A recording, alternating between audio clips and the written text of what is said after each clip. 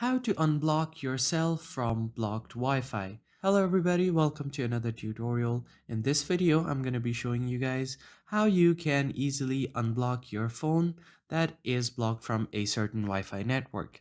But before we get started, I want you to head down below to give this video a quick like and hit the subscribe button as well. Let's begin. The first thing that you need to do is open up your phone settings. And once you do that, you will find your connection settings. Tap on it. Now from here, you want to head over to your Wi-Fi network and tap on the connected Wi-Fi network and tap on the settings icon right here. After you do that, you will find your Wi-Fi details right here. Now from here, you want to tap on the view more options right at the bottom. It might be different depending on the device you're using, but the overall idea is the same. Now you just have to scroll down a bit until you see this MAC address type. Now what you want to do is if you tap on it, you will see two options, randomized MAC and phone MAC, or it might say device MAC.